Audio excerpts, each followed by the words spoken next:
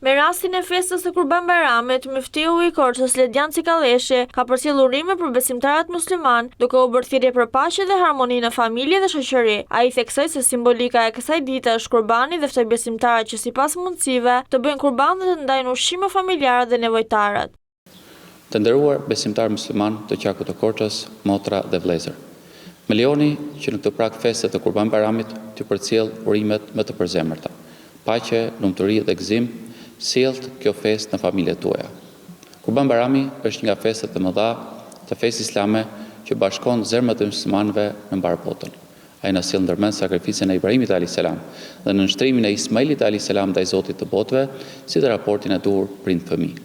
Prandaj dhe simbolika e kësaj dite është kurbani.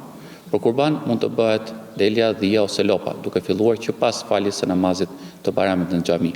Ndërsa kafshët e tjera si pula, këndezje e tjerë nuk hyjnë në kategorinë e kurbanit. Kush i ka mundësitë ekonomike, le të bëj një kafshë nga këto që përmendëm, të ushqej familjen e tij dhe të shpërndaj edhe të tjerëve, ashtu siç është porosia e profetit Muhammed alayhis salam. Cikaleshi njoftoi gjithashtu se falja do të kryhet në Korçë pranë xhamisë Ilyas Bej Mirahori.